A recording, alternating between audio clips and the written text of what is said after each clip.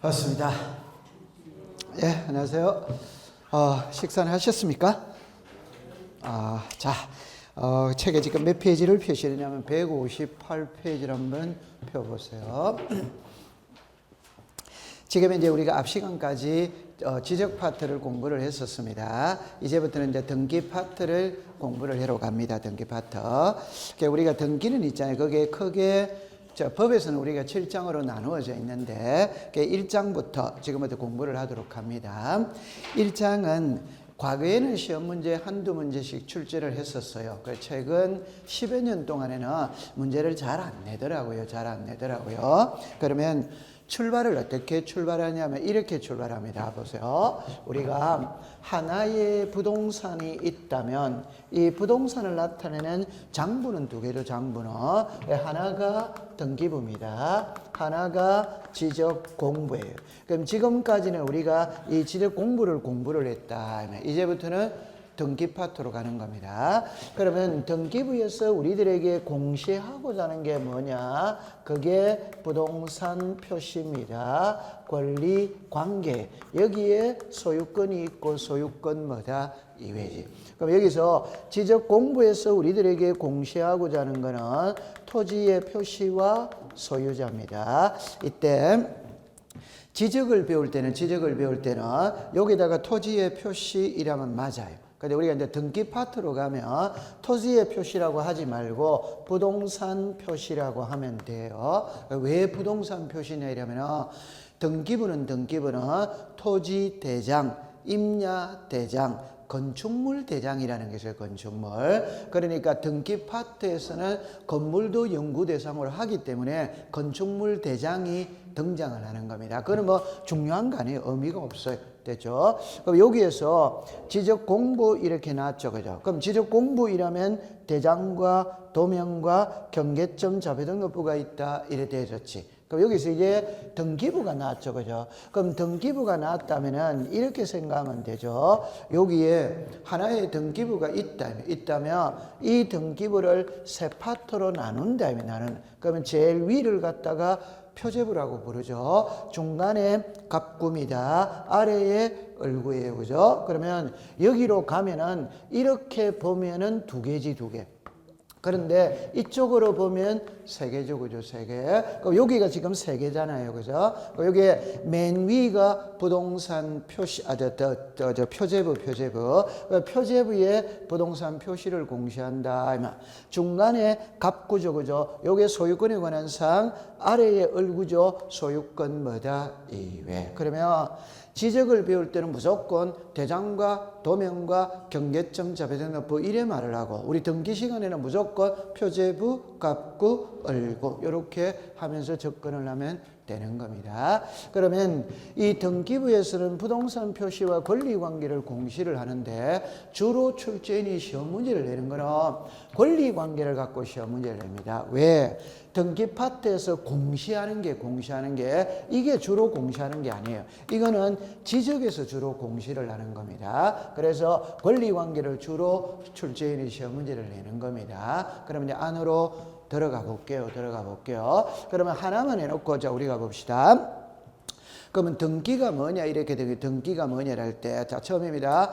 누가 등기관이 어디에다가 등기부에다가 무엇을 부동산 표시와 권리관계를 기록하는 걸 뭐라 그런다? 등기. 그럼 옛날에는 기재라는 말을 썼어요. 기재는 그냥 우리가 종이에다가 쓰는 게 기재예요. 근데 요즘에는 전산화가 돼 있잖아요. 그래서 기재라는 표현을 안 쓰고 기록이라는 표현을 기록. 그러면 여기서 우리가 말할 때는 기록했다, 등기했다 이래 말해요.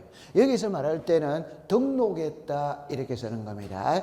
지적 공부에다가 쓰는 거는 등록한다 이렇게 쓰고 등기부에다가 쓰는 거는 컴퓨터 자판으로 쳐였죠. 그죠? 요거를 기록한다 이러면 됩니다. 뭐 그런 거는 시험하고는 관계없고 기재한다, 기록한다, 등기한다 같은 표현이다 이렇게 생각하고 공부를 하면 됩니다. 자 그럼 이제 한 장을 넘겨볼게요. 넘겨보시면은 교과서 164페이지를 가보겠어요. 여기 시험에 있잖아요. 이거는 이제 알고 들어가야 돼요. 그럼 제일 위에 보면은 등기할 사항 이렇게 나오죠. 그죠? 그래서 우리가 등기법을 공부하거든. 그럼 등기법을 공부할 때 이게 등기할 수 있는 건지 없는 건지는 엄청 중요한 거예요. 요거를 잠깐 보고 들어가 볼게요.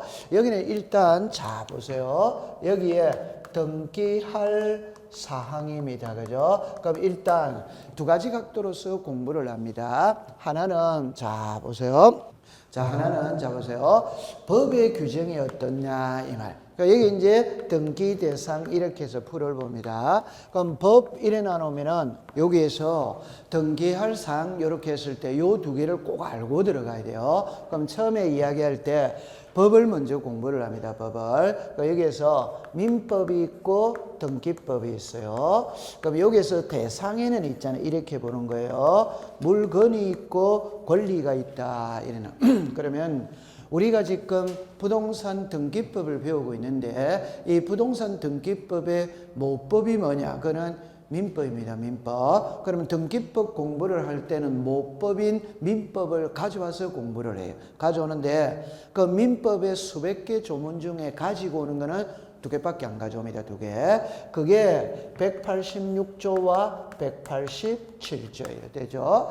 그럼 여러분들 186조는 법률 행위로 인한 물건의 득실 변경은 등기를 하여 그 효력이 생긴다 이러는데 그럼 요거를 한마디로 딱 표현하면 법률 행위입니다. 그런데 187조가 있거든요. 7조. 요 187조는 자 이렇게 되어 있죠. 그죠? 보세요. 상소, 공용징수, 판결, 경매 이래 나오죠. 기타 법률 규정엔 물건의 취득은 등기를 요하지 아니한다. 그러나 처분하기 위해서는 등기해야 된다. 이렇게 나와요. 그러면 이게 만약에 민법 시간이었다면 법률행위라는 것은 어마어마하게 중요한 겁니다. 그러나 우리 공시법 시간에 법률행위는 아무런 의미가 없어요. 결론은 출제인이 시험 문제를 물을 때는 법률 행위를 묻는 것이 아니고 등기를 해야 물건이 변하느냐 안 해도 변하느냐. 그럼 186조는 등기를 해야 물건이 변하지. 맞죠? 네. 그럼 이제 187조는 등기를 하지 않아도 물건이 변하는 것이거든.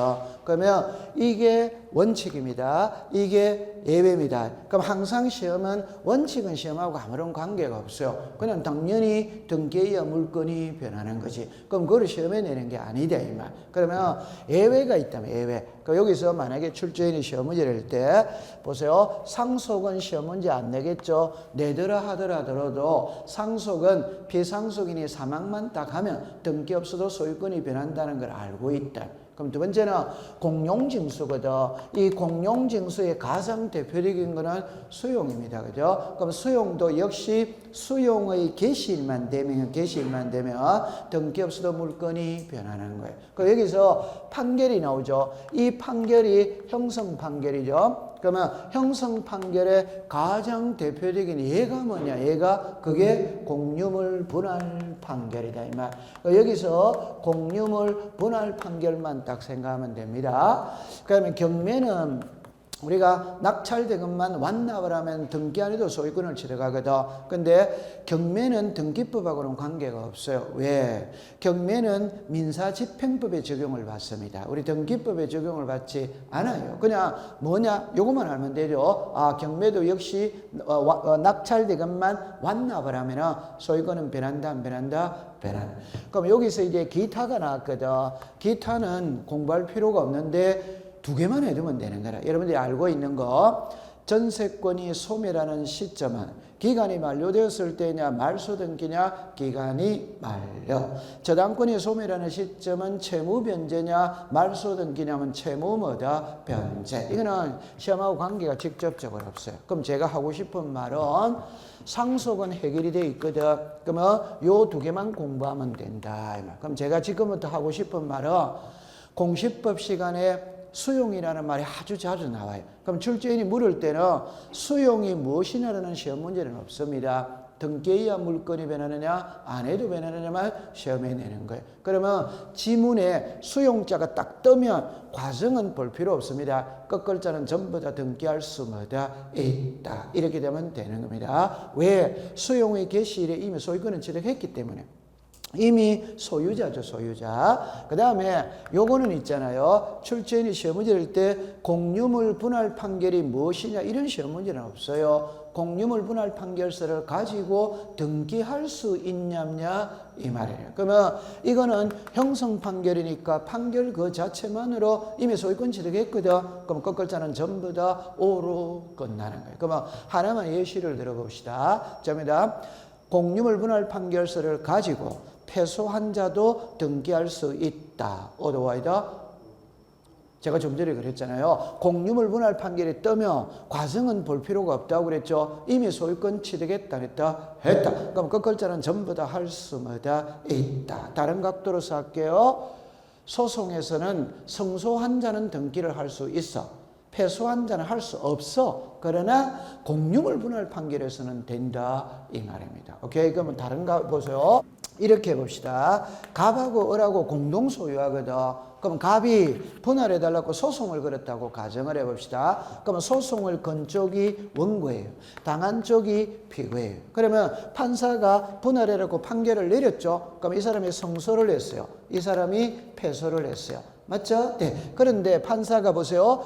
자, 이렇게 하면 쫙 끄면서 동쪽 100제곱미터는 갑 소유로 한다. 서쪽 100제곱미터는 을의 소유로 한다. 땅 두드리기만 두드리면 각자 소유권 취득한다 안 한다 하죠. 그러면 판결만으로 갑은 판결만으로 을은 이미 소유자인 거라. 그럼 을은 요것만 지금 자기 이름으로 등기가 가면 돼야 안 돼요? 돼. 그래서 공부를 하는 요령이라는 게 있거든. 공유물 분할 판결이 무엇이냐는 시험 문제는 없어요. 그거를 가지고 등기할 수 있냐면 시험에 내니까 얼마나 공부하기가 쉬워요. 그죠? 그래서 이 글자가 나오면 끝 글자는 전부 다 있다. 이렇게 해버리면 되는 겁니다. 그러면 요게 키입니다. 이건 아무 의미 없어요. 됐죠? 자, 그 다음에 이제 이 등기법은 있잖아요. 우리 부동산 등기법 제3조에 등기 대상을 9개인데 그 하나는 표제부니까 권리는 8개입니다. 8개. 자, 책의 164페이지를 가보세요. 164페이지에 제일 밑에 보세요. 제일 밑에 3번 절차법상의 등기사항 나오죠. 이게 등기법이 됩니다. 등기법. 그러면 이제 일어나죠. 절차법상 등기사항이란 둘째 줄입니다. 둘째 줄에 부동산 등기법 제3조에 부동산의 표시와 자르세요. 그 다음에 소유권 자르세요. 지상권, 지역권, 전세권, 저당권, 권리질권, 채권, 담보권, 임차권의. 자, 이러면 다 보존, 이전, 설정, 변경, 소멸은 등기한다. 이래 나오죠. 자, 이리 와보세요. 풀이하면 이렇게 되어졌죠. 자, 보세요. 부동산 등기법 제3조에는 보세요. 부동산 표시와 소유권 됐죠? 네. 지상권, 지역권, 전세권, 임차권, 저당권, 권리질권, 채권, 담보권 이래 나오잖아요. 그럼 크게 이게 표제부고 갑구고 무슨 구? 을구예요. 그럼 제가 부동산 표시에서 잘랐죠? 그게 표제부고 소유권에서 잘랐죠? 그게 갑구지 갑구. 그럼 나머지는 무슨 구가 된다? 을구 이랍니다. 그러면 이거는 중요한 게 아니에요. 이건 중요한 게 아니에요. 그러나 여러분들 알다시피 소유권, 지상권, 지역권, 전세권, 저당권, 임차권, 권리질권, 채권, 담보권 다 등기되잖아요. 그럼 그거는 중요한 거 아니에요. 아무 의미 없어요. 오늘 키는 요것만 딱 알고 있으면 됩니다. 자, 그 다음에 여기에 이제 물건하고 권리가 나오는 거라. 이 권리는 또 공부할 필요 없어요. 왜? 제 말 들어보세요. 여러분들 이거는 돼 있거든. 민법 시간에. 점유권, 유치권, 동산질권, 부묘기지권, 특수지역권, 토지통행권 등기한다 안 한다? 안 하지. 그건 돼 있기 때문에 관계가 없어요. 그럼 여기 이제 뭐가 나와 있어요? 물건이지, 물건. 그러면 이 물건은 있잖아요. 동산과 부동산이잖아요, 부동산. 그럼 부동산은 토지와 그 정착물이잖아요, 정착물. 그럼 정착물은 나무하고 건물이지. 맞다. 맞지. 그러면 동산은 등기 안 하잖아요. 그러면 토지와 정착물이잖아요. 그죠? 그럼 토지는 시험하고 특별히 또 관계가 없어. 그냥 토지는 다 되니까 뭐 시험에 낼 게 없지. 그럼 여기서 이제 문제는 정착물이거든. 그럼 일단 나무 있죠, 나무. 나무는 등기법에 적용을 받는 게 아니다 이 말입니다. 이거는 임목법에 적용을 받으니까 우리와 또 관계가 없는 거예요. 그러면 여기서 건물이 되면 건물. 그럼 여러분들 이제 상식적으로 해결해 봅시다. 이게 건물이라고 보기 위해서는 첫 번째 있잖아요. 비바람은 막아줘야 됩니다. 그러면 지붕이 있고 기둥이 있어야지. 맞죠? 네. 그게 건물이에요.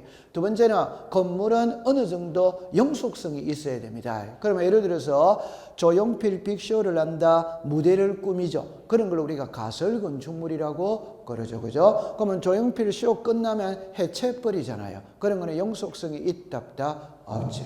아파트 모델하우스 있죠? 그런 게 영속성이 있냐? 아니잖아요. 모델하우스 공개 기간이 끝나면 해체해버리잖아요. 그런 거는 영속성이 없어요. 됐죠? 그 다음에 이제 정착물이잖아요. 그럼 예를 컨테이너 있잖아요. 컨테이너는 들었다 땅하고 정착이라는 거는 땅하고 붙어 있어야 되잖아요. 근데 컨테이너는 들었다 놨다 할 수 있다 없다 있지. 그럼 그건 정착물이 아니잖아요. 그럼 등기할 수 뭐다? 없다. 그러면 책에 잠깐 한번 가볼게요. 166페이지를 가보세요. 166페이지에 제일 밑에 박스 있죠. 그게 등기할 수 있는 부동산을 명시를 해놓은 겁니다. 그런데 이런 게 있잖아요. 과거 한 10년 전까지는 시험 문제 출제를 했습니다. 근데 최근에는 이런 거를 시험에 안 내더라고.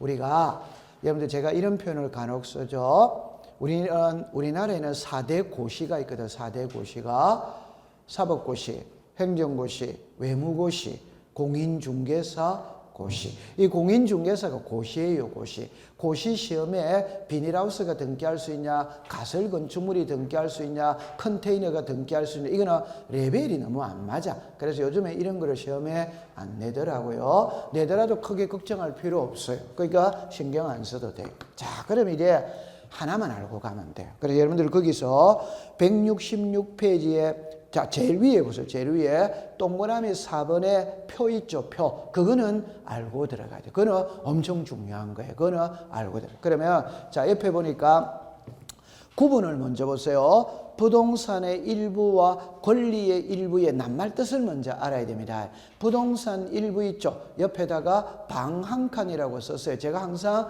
부동산 일부는 방 한 칸이라고 하지. 방 한 칸. 근데 옆에 권리의 일부 있잖아요. 권리의 일부는 지분이다, 지분 아니다, 지분. 그리고 그게 돼야 돼요. 그러면 여기서 출발은 이렇게 출발하죠. 보세요. 이거는 알아야 되는 거예요. 이거는 알아야 되는 거예요. 그럼 예를 들어서 제가 이렇게 말하죠. 소유권이 있고 소유권 이외가 있거든. 그럼 이 소유권 이외는 있잖아요. 용익권이 있고 담보권이지, 담보권. 그 담보권이 저당권이죠. 그죠? 저당권. 그럼 공시법 시간에는 항상 요래만 분류를 했어요. 요래만 분류. 제가 제일 잘 쓰는 말, 남자 아니면 여자입니다. 오케이? 둘 중에 하나다 이 말입니다. 그러면 이걸 이렇게 나누어 버리면 된다 이 말. 이렇게 나누어 버리면 된다 이 말. 그러면 보세요. 조금 더 확대를 시키겠습니다. 앞으로 계속 수업을 할 때도 이게 하나입니다. 나머지는 여기 나옵니다. 나머지는. 그러면 남자죠. 나머지는 전부 다 여자다 이 말입니다. 그럼 나머지라고 했을 때 실제 가지고 오는 거는 두 개밖에 없어요. 그 하나가 소유권을 가지고 오는 거예요. 하나가 처분의 제한을 가져온다 이 말. 그러면 공시법 시간에 꼭 분류를 할 때 요 두 개로만 분류를 딱 하면 돼. 모르겠거든. 이거 하나만 이거는 아실 거 아니에요. 그죠? 나머지는 전부 다 밑에 다 있다 이러면 되는 거라. 그러니까 여기서 약간의 융통성은 있습니다. 그 말은 용익권에서 융통성 있는 거는 지역권이에요. 우리가 보세요. 지상권은 물론 지상권과 구분지상권으로 나눌 수 있어. 그 답은 똑같기 때문에 신경 쓸 필요 없어. 그러면 전세권은 나누는 게 없어요. 임차권도 구분지상권, 임차권, 구분임차권으로 나눌 수는 있어. 근데 결론입니다. 구분지상권은 등기가 됩니다. 구분임차권은 등기가 안 돼요. 법에서 그런 말은 없어요. 등기 안 해줘요. 됐죠? 그럼 우리와 아무 관계가 없어요. 그러면 지역권이에요, 지역권. 그 지역권은 성역지가 있고 요역지가 있다. 그럼 여기서 나누는 거는 지역권만 조심하면 돼. 그럼 하나만 해봅시다. 지역권은 성역지, 요역지 있죠. 이걸 두 개만 딱 기억하면 됩니다. 답입니다. 성역지는 보세요. 공동신청합니다. 요역지는 직권을 합니다. 이거 엄청 중요한 거죠. 다른 표현으로 말하면 지역권 등기는 두 번을 하지. 우리 공시법 시간에 두 번 하는 등기는 두 개가 나옵니다. 두 개가. 하나는 지역권 등기를 두 번을 해요. 그게 성역지에도 하고 요역지에도 하고. 그럼 성역지는 공동신청이라. 우리가 아는 성역지 소유자가 등기 의무자, 요역지 소유자가 등기 권리자가 되어 공동신청을 하는데, 중요한 거는 요역지가 중요합니다. 요역지는 등기관이 직권으로 한다. 물론 성역지와 요역지가 관할이 동일하면 직권으로 합니다. 관할이 다르면 통지를 하겠죠. 통지. 근데 일반적으로 성역지와 요역지는 관할이 같아 안 같아? 같이. 그러니까 직권으로 하는 거예요. 두 번째입니다. 대지권 등기를 두 번 한다면 대지권 등기. 그래서 건물 등기부도 하고 토지 등기부도 해. 그럼 건물 등기부는 표제부에 합니다. 표제부. 토지 등기부는 해당 구. 그 해당 구가 갑구 또는 무슨 구? 을구. 그러면 대지 사용권이 소유권이면 갑구에 하는 것이고, 대지 사용권이 지상전세 임차권이면 을구에 하는 거고. 두 번째 게 더 중요합니다. 대리권 등기가 중요합니다. 한번 내볼게요. 건물 등기부도 하고 토지 등기부도 한다. 건물 등기부는 표제부에 하고 토지 등기부에는 갑구 또는 을구. 표제부에 하는 거는 이름을 대지권 등기. 갑골구에 하는 거는 대지권이라는 뜻의 등기. 그건 엄청 중요한 거예요. 그래서 대지권 등기, 대지권이라는 뜻의 등기. 후자가 월등히 중요합니다. 대리권이라는 뜻의 등기는 토지 등기부 해당 구에 한다. 그게 중요한 거예요. 그 다음에 또 하나는 여러분들이 알고 있죠. 성역지는 일부에 돼야 안 돼요? 돼. 요역지는 일부에 돼야 안 돼요? 안 돼. 그럼 그거 두 개만 딱 알면 되는 거예요. 그러면 요래 딱 하면 끝이라. 그럼 여기서 많은 답이 나오는데 오늘은 두 개만 딱 하고 가는 거예요. 그 하나가 부동산 일부예요. 하나가 권리의 일부다 이 말. 그럼 여러분들 여기서 글자를 제가 잠깐 해볼게요. 지분이라는 말이 있죠. 이게 소유권의 일부라는 말입니다. 권리의 일부라는 말이에요. 그러면 지분을 다른 말로 소유권의 일부, 권리의 뭐다? 일부. 요 같은 말입니다. 오케이? 그럼 출제인이 지분이라는 말을 써도 되고 소유권의 일부라는 말을 써도 되고 권리의 일부라는 말을 써도 돼. 그러면 이제 쉬운 표현으로 말하면 그냥 지분이다. 지분. 됐죠? 그러면 부동산 일부는 제가 항상 얘들 때 아파트 방 한 칸이라고 그랬잖아요. 그러니까 우리 집에 아파트에 방이 4개다. 방 한 칸이 부동산 일부지. 맞죠? 네. 그럼 방 한 칸 전세 되잖아요. 방 한 칸 임대차 되잖아요. 그러면 토지의 일부의 지상권, 지역권 설정할 수 뭐다? 있지. 그럼 이게 오니까 이거는 안 된다 이 말입니다. 그러면 은행에 방 한 칸만 저당 잡힐 수는 없지. 방 한 칸만 매매할 수는 없지. 방 한 칸만 가압류 들어올 수는 뭐다? 없지. 그 얼마나 공부하기 쉬워요. 그러면 칠판을 보세요. 이게 5죠. 그러니까 여기는 당연히 X가 되잖아요. 그럼 여기도 O고 여기도 O면 분류를 할 필요가 없지. 됐죠? 그럼 여기 X니까 여기는 뭡니까? 오지. 그럼 여기서 꼭 기억할 때 한만 대 볼게요. 자, 보세요. 지상권과 지역권과 전세권과 임차권이거든. 이걸 지금부터 확실히 넣을 때 이거는 지분에는 안 돼요. 왜 안 되느냐 볼 때 지상권은 토지를 사용하는 권리입니다. 지역권은 토지를 사용하는 권리입니다. 전세권과 임차권은 부동산을 사용 수익하는 권리예요. 결론입니다. 이거는 부동산을 사용 수익하는 권리이지 지분을 사용 수익하는 권리이다 아니다? 아니다. 그러니까 지분에는 용익권을 설정할 수가 뭐다? 없다. 이렇게 말하는 거예요. 아니 용익권은 부동산을 사용 수익하는 권리이기 때문에 지분에는 설정을 안 해준다 이 말이에요. 그 법에 그렇게 돼 있잖아요. 요거잖아요. 요거. 됐죠? 꼭 그렇게 기억해 두세요. 통과. 자, 그 다음에 이제 167페이지를 갑니다. 등기의 효력이거든. 이거는 이제 한 문제를 낼 수 있어요. 한 문제를 낼 수 있는데, 여러분들, 자, 출발은 이렇게 해볼게요. 알고 있으면 통과를 하고, 없으면 제가 설명을 해보는 겁니다. 일단, 요리를 해보세요. 이리 보세요. 여기에 등기의 효력이거든. 우리가 요거는 지난달에 밑줄을 다 껐는데 꺼져 있죠? 자, 밑줄 꺼져 있어요. 그러니까 바로 설명을 합니다. 이렇게 해보세요. 등기는 효력에 따라서 두 개로 나눠요. 그 하나가 종국 등기입니다. 하나가 예비 등기. 그러면 이 종국 등기를 다른 말로 말하면 본 등기라고 불러요. 오케이? 예비 등기 있죠? 이거는 가등기입니다. 가등기예요. 그러면 이제 풀 때 요렇게 푸세요. 종국 등기와 예비 등기를 분류하는 기준은 등기를 하면 권리가 변한다. 이거는 종국 등기다. 등기를 해도 권리가 변하지 않는다. 이게 무슨 등기다?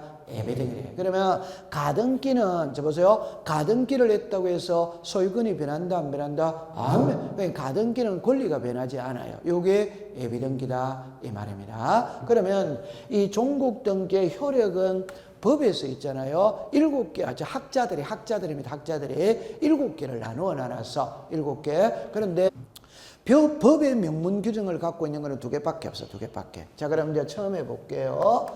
물권 변동의 효력이 있다. 대항력이 있다.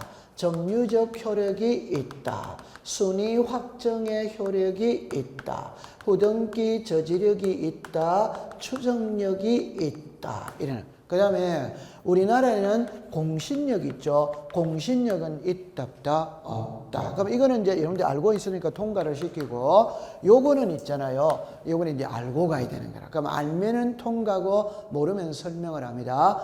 물권 변동은 답입니다. 언제부터 권리가 변하느냐 이 말이에요. 그럼 제 손을 먼저 보면 이렇게 하죠. 등기는 자, 답을 제가 4개를 할 거거든. 그럼 처음에 이렇게 할게요. 등기는 정리합니다. 전산정보 처리 조직에 저장된 때 접수된 것으로 본다. 오더와이더 오. 자, 2번째입니다.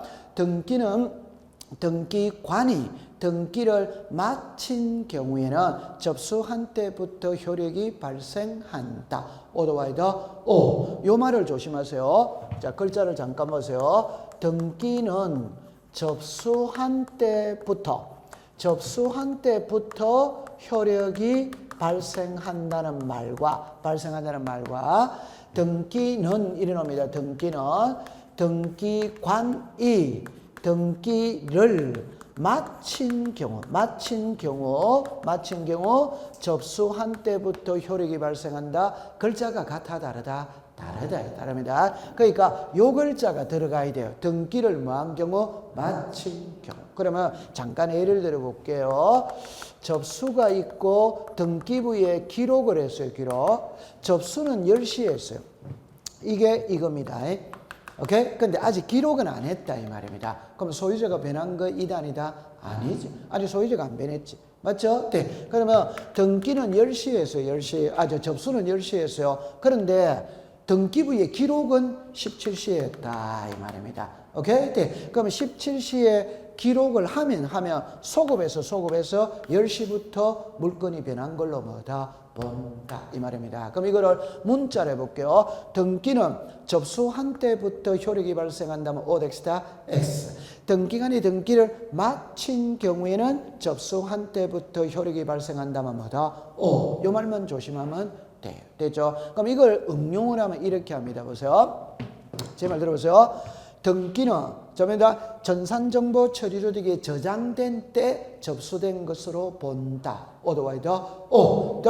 등기관이 등기를 마친 경우에는 전산정보 처리 조직에 저장된 때부터 효력이 발생한다. 오더와이더 오. 접수한 때라는 말이 전산정보 처리 조직에 저장된 때. 그러면 접수한 때라는 말하고 전산정보 처리 조직에 저장된 때라는 말하고는 같은 말이다. 같은 말입니다. 그럼 4가지로 할게요. 등기는 정합니다. 전산정보 처리조직에 저장된 때 접수된 것으로 본다. 오더와이더 오. 두 번째입니다. 등기는 정합니다. 접수한 때부터 효력이 발생한다. 오덱스다 X. 등기는 전산정보 처리조직에 저장된 때부터 효력이 발생한다. X. 등기간의 등기를 마친 경우에는 전산정보 처리조직에 저장된 때부터 효력이 발생한다. 오. 그럼 결론은 이 글자가 들어가야 된다, 안 들어가야 된다? 들어가야. 그것만 딱 조심을 하세요. 이해했죠? 자, 됐어. 그래서 167페이지 제일 밑에 보세요. 제일 밑에 동그라미 1번을 보면 이래 나죠. 전산정보 처리조직에 저장된 때 접수된 것으로 본다 나오죠. 네. 그럼 한 칸 밑에 등기간이 꼭 줄 거세요. 등기를 뭐한 경우? 마친 경우. 이 글자가 꼭 들어가야 됩니다. 마친 경우 접수된 때. 그 접수된 때가 전산정보 처리조직에 저장된 때. 그래 기억해 두면 됩니다. 자, 그 다음에 이제 한 장을 넘기겠어요. 요리로 오세요.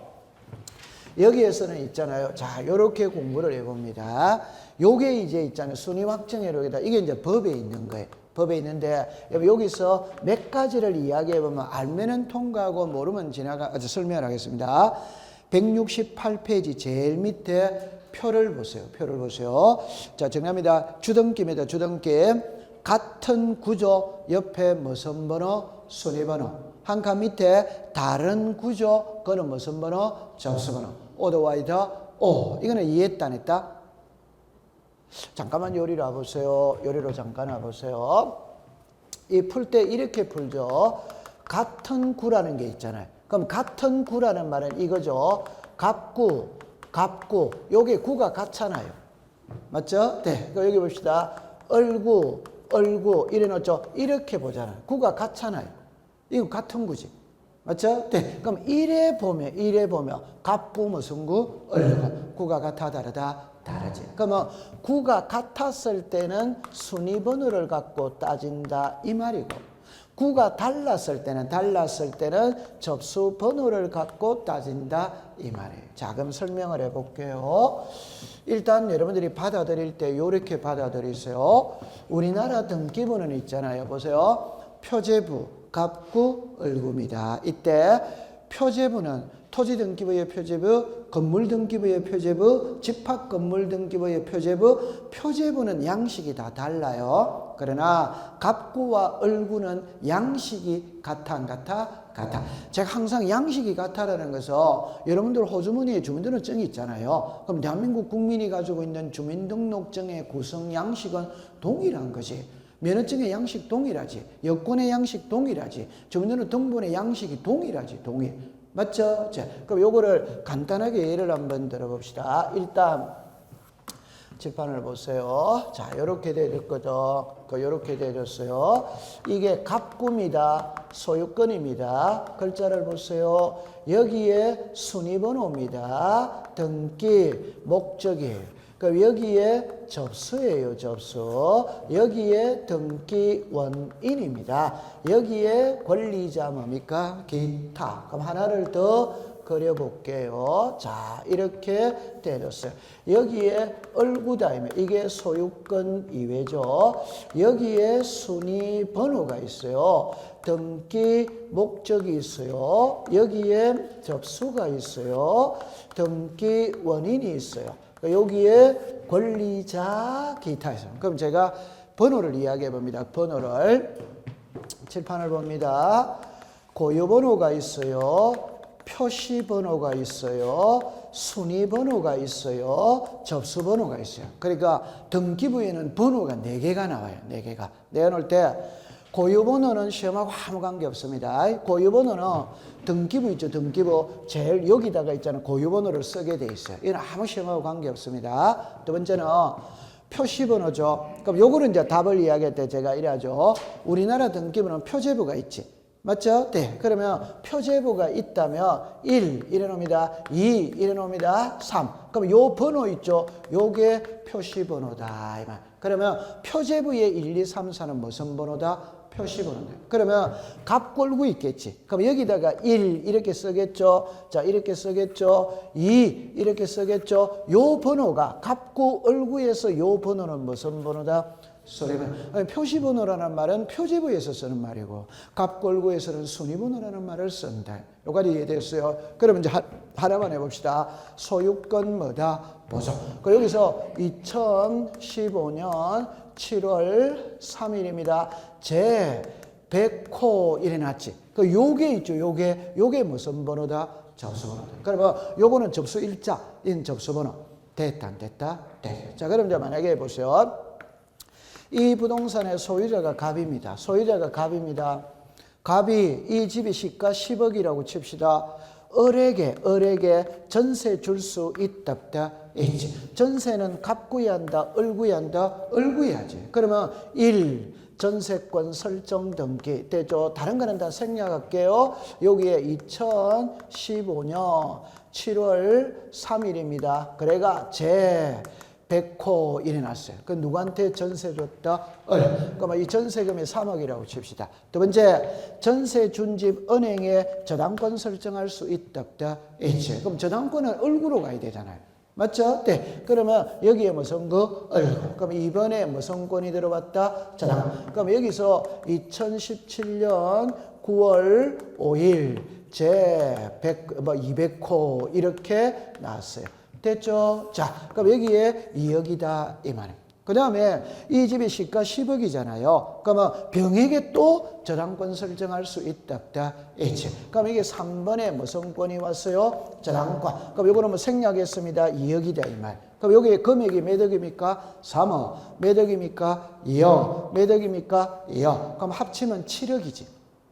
맞죠? 네. 아니 10억짜리에 7억 정도는 괜찮지. 그 다음부터 들어오는 사람은 약간 부담스럽잖아요. 그죠? 그런데 갑이 만약에 있잖아요. 돈을 못 갚았다. 그럼 만약에 이 집을 경매 들어간다고 친다 이 말이에요. 그럼 경매 들어간다고 치면 6억에 낙찰이 됐다면 배당을 받아야 될 거 아니에요. 그럼 당연히 이 순서대로 배당받는다는 거 이해된다 안 된다? 되지. 그럼 이거를 전세는 을구에 있잖아요. 저당은 을구에 있잖아요. 저당은 을구에. 그럼 결론입니다. 구가 같은 데 있다, 다른 데 있다?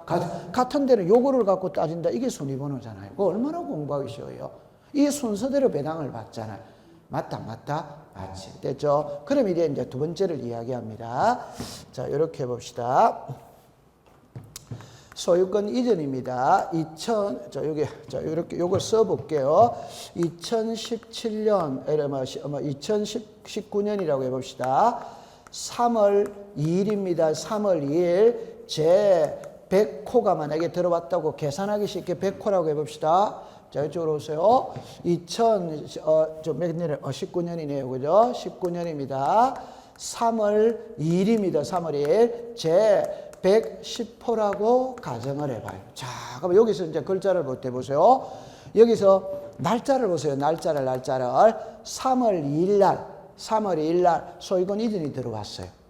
됐죠? 네. 이리 오세요. 3월 2일 날 저당권이 들어왔다. 그럼 결론은 같은 날에 등기가 2개 들어왔다면 2개. 하나는 소유권 이전이 들어왔고 하나는 저당권이 들어온 거예요. 오케이? 네. 그럼 이제 나중에 이 소유권과 이 저당권이 분쟁이 발생한 거예요. 그러면 소유권이 앞서느냐, 저당권이 앞서느냐 이 말이거든. 결론입니다. 소유권은 갑구해야지. 맞죠? 네. 저당권은 을구해야지. 구가 같아, 다르다? 구가 달랐을 때는 순위번호를 갖고 안 따진다 이 말입니다. 무슨 번호를 갖고 따진다? 접수번호를 갖고 따진다면 접수번호. 그럼 요거는 몇이다? 110. 이거는 몇이다? 100. 그럼 이 저당권이 소유권보다 더 앞선다 이 말이에요. 이해했죠? 그러면 제가 다른 각도로 요거 대충은 이해했습니다. 그럼 제가 수업 시간에 옛날에 뭐라고 이야기했냐면 보세요. 등기법은 절차법이에요. 절차법은 날짜가 어마어마하게 중요한 거예요. 날짜가 나야 돼. 그럼 만약에 예를 들어서 2020년 날짜 나와야 됩니다. 날짜가 나온다는 거는 2020년 1월 3일 여기까지 써야지. 됐죠? 자, 그 다음에 제가 그랬죠. 보세요. 날짜입니다. 시간이 필요하냐 안 하냐 이 말. 그럼 시간이 필요하냐 안 하는 거는 15시라는 이 시간이 필요하냐 안 하냐? 필요합니다.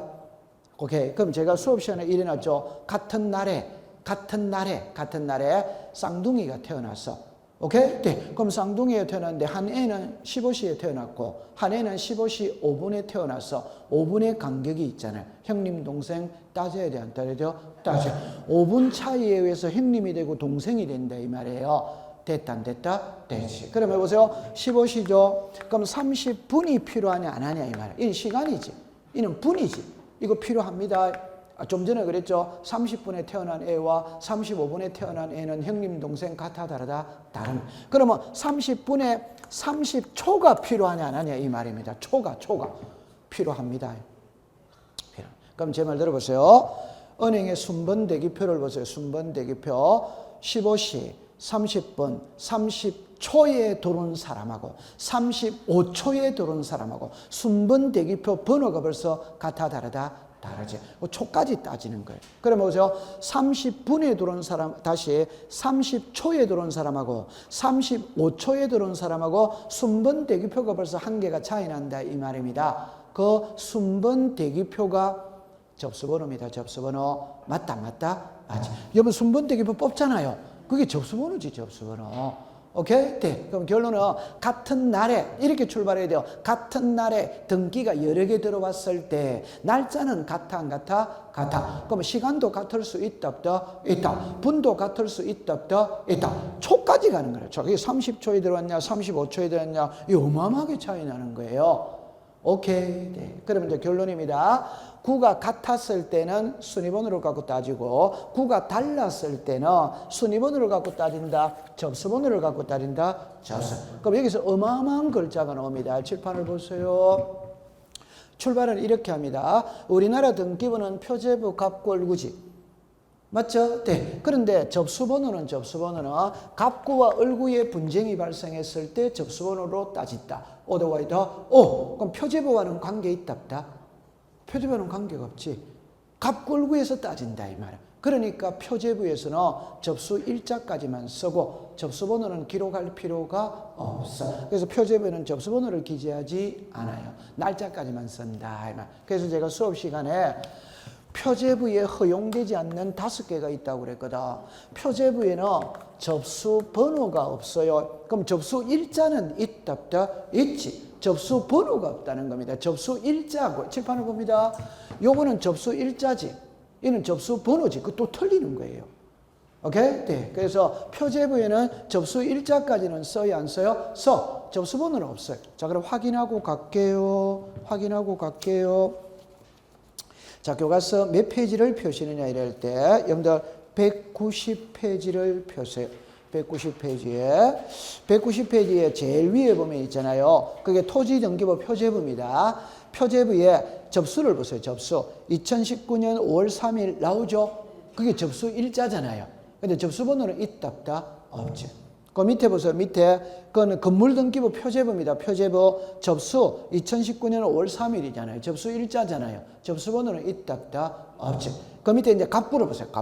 갑구 소유권 보료등기부입니다. 5월 3일 날 123호 나와야 안 나요? 나와. 그 123호가 무슨 번호다? 접수. 그러면 표제부에는 접수번호가 없잖아요. 갑구에는 있어요, 없어요? 있지. 그 밑에 제일 밑에 얼구를 보세요. 얼구. 2019년 12월 4일 제 7333호 나와야 안 나요? 나와. 그게 접수번호다 이 말입니다. 됐죠? 그럼 이제 여기 오세요. 이러세요. 그러니까 접수번호는 갑구 얼구에서만 쓰는 말입니다. 표제부에서는 의미가 있다 없다? 없다. 그래 딱 해두면 됩니다. 그게 지금 너무 쉬운 거예요. 그러면 이제 한 앞장으로 돌아가세요. 168페이지를 가세요. 그 다음에 이제 그 표를 보면 168페이지 표를 보면 부기등기죠. 그럼 여러분들 잠깐만 요리로 오세요. 그러니까 이거를 공부할 때는 요리만 딱 공부를 하면 되죠. 자 보세요. 요러세요. 주등기가 있고 부기등기가 있다 없다? 있지. 답만 딱 합니다. 주등기는 뭡니까? 주. 부기등기는 주입니까? 종입니까? 종. 그럼 답 나왔잖아요. 종은 주를 따라간다 안 따라간다? 따라간다. 그럼 부기등기의 순위는 주등기 순위를 따라간다 안 따라간다? 따라간다. 그럼 칠판을 잠깐 놔보세요. 1의 뭐다? 1. 됐죠? 그러면 요거는 비록 두 번째 있지만 1번하고 같은 거다? 같은 거 아니다? 같은 거다. 그러면 1의 뭐다? 2. 자 보세요. 1의 뭐다? 4. 요 번호가 요 번호라는 걸 알았다 몰랐다? 알았지. 그러면 한 개의 주등기에 부기등기가 몇 개? 3개. 그러니까 주인은 한 명이고 종은 여러 명이 될 수 있다, 없다, 있지. 그러면 나중에 이 3개가 분쟁이 발생했다 이 말입니다. 그러면 앞번호는 같아 안 같아? 같이. 뒷번호는 같아 다르다? 다르지. 요 1, 2, 3을 우리말로 말하면 뭐다? 선호. 이걸 한글로 풀이하면 등기한 뭐다? 순서. 이게 순서잖아요, 순서. 오케이? 그럼 옛날에는 이렇게 불렀거든. 같은 말이에요, 같은 말. 같은 말인데, 한자니까 한글로 풀이한 게 이게 등기한 뭐다? 순서. 그러면 됩니다. 그 다음에 그 밑에 보세요. 본등기죠. 칠판을 잠깐 와보세요. 자, 이게 이제 계속 배울 거거든. 칠판을 보세요. 여기 놓죠. 가등기죠. 이게 무슨 등기입니까? 본등기. 제가 제일 잘 쓰는 말. 가등기는 매매 예약을 해두고 가등기를 합니다. 그럼 본계약 체결하고 본등기 할 수 있다, 없다? 있지. 가등기는 약혼이다, 약혼 아니다? 약혼. 본등기는 결혼이다, 결혼 아니다? 결혼. 그래서 항상 얘들 때 뭐라고 써요? 약혼의 대상자와 결혼의 대상자는 같아야 된다, 달라야 된다? 같아요. 그럼 이 두 개는 무조건 같아야 돼요. 오케이? 네. 그러면 가등기의 순위는, 다시. 본등기의 순위는 가등기 순위를 따라간다, 안 따라간다? 따라간다. 이 따라간다. 똑같아야 되는 거예요. 통과. 그 다음에 신탁등기 있죠? 옆에다가 319페이지라고 적으세요. 319페이지. 319페이지. 그 다음에 말소회복등기 있죠? 옆에다가 359페이지. 자, 다시 할게요. 신탁 등기는 319페이지, 말소 회복 등기는 359페이지, 359페이지. 자, 그 다음에 제일 밑에 대지권이라는 뜻의 등기가 나와야 안 나요? 이게 제일 중요한 거예요. 제일 중요합니다. 옆에다가 379페이지라고 썼어요. 379페이지라고 썼어요. 여기서는 있잖아요. 그냥 답만 딱 외워버리면 됩니다. 자, 그러면 출발을 잠깐만 와보세요. 이거를 나중에 배울 겁니다. 배우는데 너무 중요하기 때문에 설명을 여기 해놓고 또 해로 가야 되는 거예요. 출발은 이렇게 합니다. 우리나라 등기부는 있잖아요. 자, 이렇게 보세요. 이렇게 보세요. 자, 이렇게 보세요. 이게 토지입니다. 이게 건물입니다. 그러면 우리나라는 건물과 토지는, 자, 그래서 벨게다, 벨게 아니다, 벨게. 그래서 토지 등기부가 따로 있어요. 건물 등기부가 따로 있어요. 요가리 됐죠? 자, 그러면은 제가 좀 전에 그랬죠. 아파트, 죄송합니다. 대지권 등기는 두 번을 한다며, 두 번을. 그래서 건물 등기부에 해요. 그럼 건물 등기부는 어디다 간다? 표제부다 한다, 이 말. 그러면 토지 등기부도 한다, 이 말. 이거는 어디다 가느냐? 해당 구에 한대. 해당 구가 갑구, 무슨 구? 을. 그럼 답입니다. 대지권이 소유권이면 갑구에 하는 거예요. 대지권이 지상전세 임차권이면 무슨 구에 한다? 을 구에 한다. 요거는 이해됐죠? 자, 그러면 이제 답입니다. 이 두 개가 분쟁이 발생했다, 이 말입니다. 그럼 구가 같아, 다르다? 다르지. 그러니까 무슨 번호다? 접수번호다. 됐죠? 그래서 거기에 제일 밑에 보세요. 제일 밑에. 구분 건물에서 대리권에 대한 등기로서 효력 있는 등기와 대리권의 목적인 토지에다가 동그라미 치세요. 건물 등기, 토지 등기 기록 중 해당 구에다가 동그라미를 치세요.